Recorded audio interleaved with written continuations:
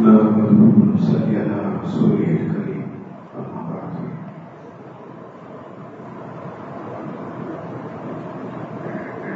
فقد قال النبي صلی اللہ علیہ وسلم فإن الله لا يقبض العلم انتزاعا ينتزعه من الناس ولكن يقبض العلم بقبض العلماء أو كما قال عليه الصلاة والسلام.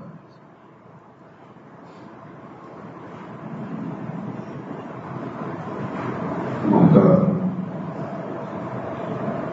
معزز بزرگان دین، ہم جانتے ہیں کہ ہماری یہ مجلس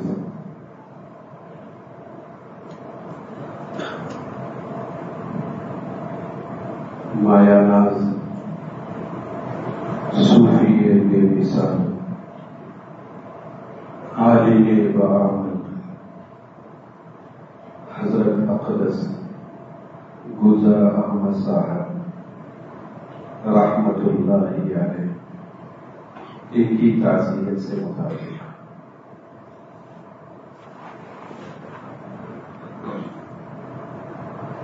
ہم زمانے قریب سے دیکھتے آ رہے ہیں کہ اللہ تبارک و تعالی جید علماء کو اپنے پاس بلا رہا ہے.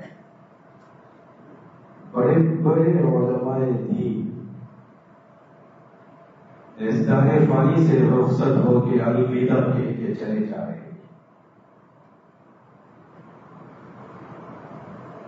ان علماء میں سے ایک ہمارے حضرت کی شخصیت ہے، علمی اور عوامی ہر اعتبار سے مقبولیت رکھنے والی. علماء نے بھی آپ سے استفادہ کیا، عوام نے بھی آپ سے بے انتہا استفادہ کیا ہے. زبردست عالم دین ہے، صوفی مزاج ہیں، اللہ والے ہیں. بلکہ میں طلباء سے کہتا ہوں اور بار بار واقعات میں طلباء سے جب بات ہوتی ہے، حضرت ایک مرتبہ انجمن آئے تھے ہمارے، تو میں طلباء سے بتاتا تھا کہ دیکھو تم لوگ پڑھے ہوں گے کہ صوفی فلاں ہوتا ہے، بزرگ فلاں ہوتا ہے. بزرگوں کی جتنی صفات ہیں وہ صفات اللہ کی شخصیت میں رکھی. واقعات اگر کوئی صوفی دیکھنا چاہتا تھا تو حضرت کو دیکھ سکتا تھا. واقعی بزرگ، واقعی اللہ والے، تمام صفات کے حامل، صفات خیر، صفات عمدہ، صفات کے حامل شخصیت حضرت رحمت اللہ علیہ.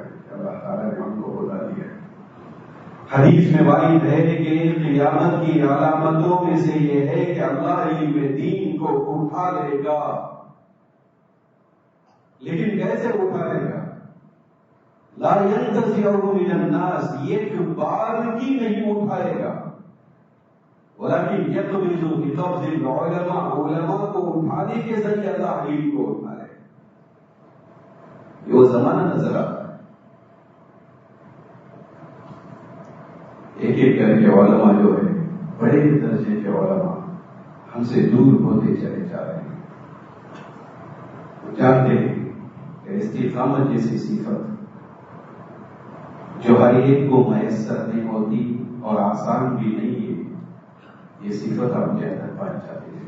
استقامت کے ساتھ آپ نے ایک ہی جگہ، ایک ہی مسجد، نصف صدی کے قریب، 50 سال کے قریب، شاید اس سے زائد بھی ہو، ایک جگہ استقامت کے ساتھ رہنا صرف رہنا نہیں ہے، بلکہ جتنے اعمال آپ کے ہیں پورے ہم جانتے ہیں کہ استقامت کے ساتھ آپ نے کیا.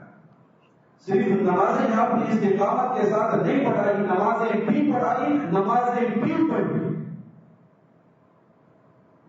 ایک دن کھڑے ہو کر، ایک رات کھڑے ہو کر عبادت کر لینا، ایک مہینہ عبادت کر لینا یہ آسان ہے، لیکن لگاتار استقامت کے ساتھ کسی چیز، ایک چیز پہ، ایک سنت پہ عمل کرنا یہ بہت دشوار عمل ہے.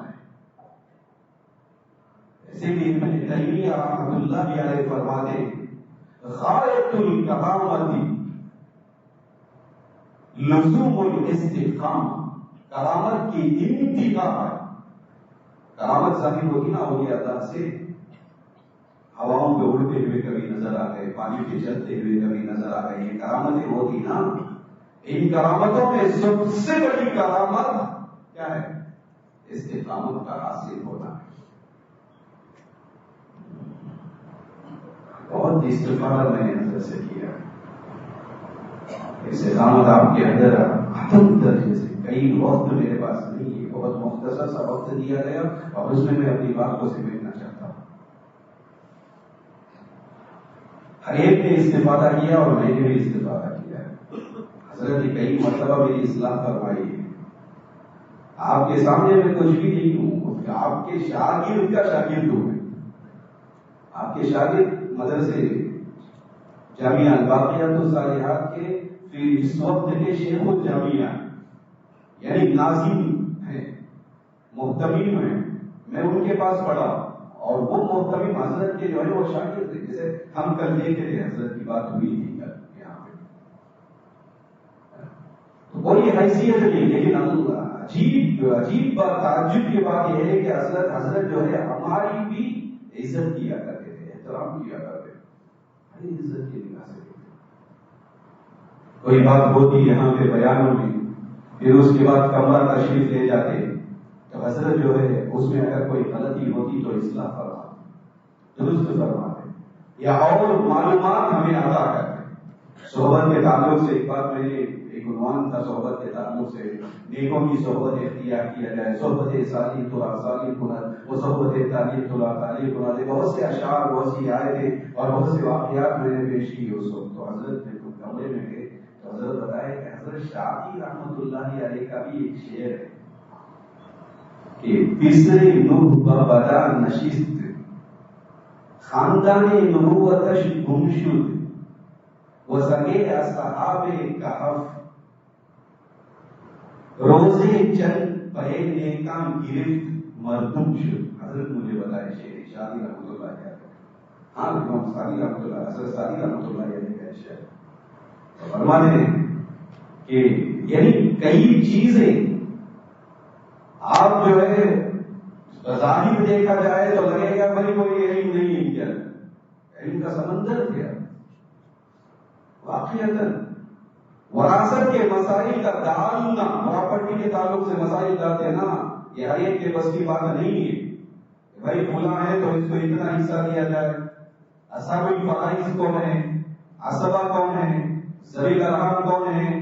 پڑھنے والے بڑے ذہین طلبہ بھی جو ہے اس میں کبھی کبھی ناکام ہو جاتے ہیں. نازک مسائل ہیں، پیچیدہ مسائل ہیں. بلکہ بعض روایتوں میں یہاں تک آتا ہے کہ قیامت کے قریب جو سب سے پہلے علم اٹھایا جائے گا وہ وراثت سے متعلق علم ہوگا، علم وراثت. کیونکہ میرا تعلق افتاء سے ہے، فتویٰ سے ہے، اور وہ کتاب بھی کئی سالوں سے میں الحمدللہ پڑھاتا ہوں تو مسائل کچھ مجھے معلوم ہے. حضرت آسانی سے ڈال کے دے دیتے. کوئی نہ مسئلہ پیش آتا انگور میں کوئی آتا تو حضرت ڈال کے دے دیتے. بس صحیح ہے کہتے کوئی بالکل صحیح مسئلہ. ہر ایک کو متعین حدیث سے، قرآن و حدیث میں جو حدیث سے متعین کیے گئے وہ حدیث سے بہت آسان دیکھنے میں لگے گا کہ کچھ بھی نہیں ہے. وہ نا گھاٹے مار کا سمندر، ایسا نہیں، ایسا سمندر جس کے اندر گہرائی ہے. ایسا سمندر ہے. قرآن کے تعلق سے ہم نے سنا ابھی شغف، قرآن کا حفظ، قرآن سے لگاؤ، قرآن سے تعلق ایک عجیب انداز سے جہاز سے بھی وہ لوگ پڑھنے کے لیے رہے گا. صرف الفاظ نہیں، معنی پر بھی قبول تھا. آپ کو بات معلوم ہوئی. صرف الفاظ پہ نہیں، صرف قرآن کے حافظ جو ہوتا ہے وہ الفاظ پہ قبول حاصل ہوتا ہے. حافظ الفاظ یاد ہوتے ہیں. صرف الفاظ پہ نہیں، معنی اور مراد پر بھی آپ کو قبول حاصل. معنی اور مراد بھی مکمل جاتے ہیں. ایک مرتبہ بخاری کی حدیث ہے، میں یہاں کا بیان میں بول رہا تھا، صفحہ نمبر 7 میں عبادہ بن ثابت رضی اللہ تعالیٰ عنہ، بخاری میں ان ان کی حدیث لاتے ہیں اور ان کی تعریف کرتے ہیں. عبادہ بن صامت رضی اللہ تعالیٰ عنہ کی سفر نمبر 7 پہ بڑے درجے کے شہید بدر میں شہید ہوئے. احد اصحاب النخبہ، آپ جو ہے ذمہ داروں میں سے ایک ہیں. اللہ کے نبی جو ہے 12 ذمہ داروں کو متعین کیے اور یہ عبادہ بن صامت رضی اللہ تعالیٰ عنہ ان 12 ذمہ داروں میں سے ایک ہیں. ان کی حدیث ہے، وہ روایت کرتے ہیں، فرماتے ہیں اللہ کے نبی نے ہمیں فرمایا بایعونی، میرے ہاتھ پہ بیعت کرو. کس بات پہ بیعت کرو؟ الا اللہ تشرکوا باللہ شیئا ولا تسرقوا ولا تزنوا ولا تقتلوا اولادکم ولا تأتوا ببهتان تفترونه بين أيديكم وأرجلكم. اس طرح کی حدیث. یہ حدیث میں ترجمہ وغیرہ بولوں تو کافی وقت ہو جائے گا. بڑے علماء یہاں پر موجود ہیں، ان کے سامنے بدگوشائی جو ہے قسم کی بے ادبی بھی ہے، لیکن چونکہ حضرت کے تعلق سے ہے اس لیے وہ خود سے الفاظ آتے جائیں. ورنہ میرے اندر اتنی طاقت نہیں کہ میں کچھ بول سکوں ان بڑے لوگوں کے درمیان.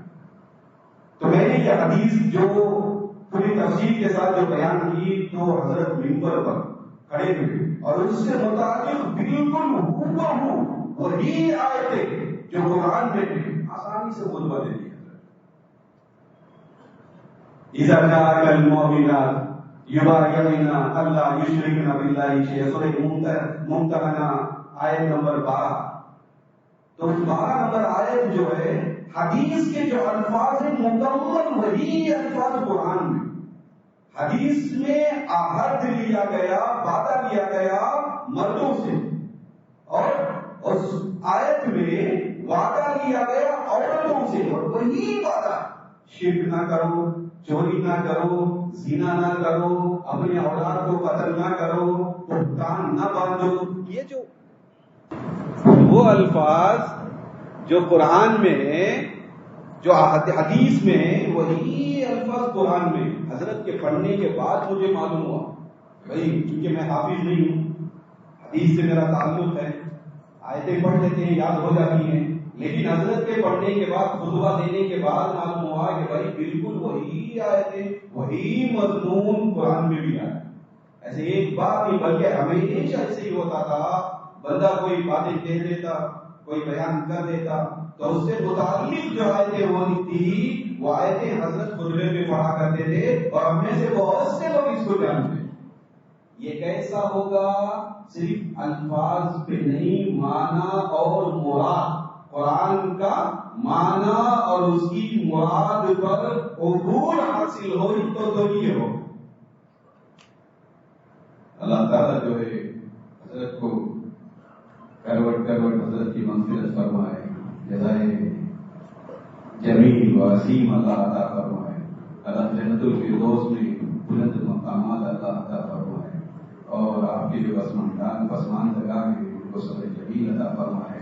اور علم اور قرآن سے متعلق جو آپ کا شغف تھا، جو آپ کی محبت تھی، اس راستے پہ چلنے کے نام میں توفیق عطا فرمائے. ایک بات چھوٹی بات یاد آئی، یہ اس جمعہ بات ہوئی، میں کمرہ گیا، کمرے میں حضرت سے بات چیت ہوئی، تو بات چیت ہونے کے بعد ماشاء اللہ آپ کیا ایسی آیتیں پڑھتے ہیں، جو بولتا ہوں وہی آیتیں پڑھ دیتے. تو حضرت بولے یہ اصل میں منعم کا انعام ہے، منعم کے انعام پر اس کا شکریہ ضروری. منعم بولے تو نعمت دینے والا، کرنے والا، انعام دینے والا. تو حضرت کیا بولے؟ منعم یعنی اللہ.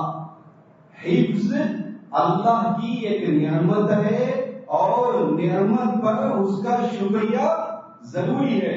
اور حفظ پر اللہ کا شکریہ کیسے؟ حفظ پر اللہ کا شکریہ کیسے ادا کیا جائے؟ حضرت نے فرمایا کہ قرآن کی تلاوت کی جائے، اس کے معنی کو معلوم کیا جائے، اور پھر اس کے مطابق عمل کیا جائے. حضرت نے مجھے حضرت نے مجھ سے کہا اللہ تعالیٰ جو ہے آپ کو جزائے عظیم عطا فرمائے، جنت الفردوس میں مقام مرتبہ عطا فرمائے، اور ہم کو حضرت کے اسے قدر پیش کرنے کے بعد عطا فرمائے. آمین.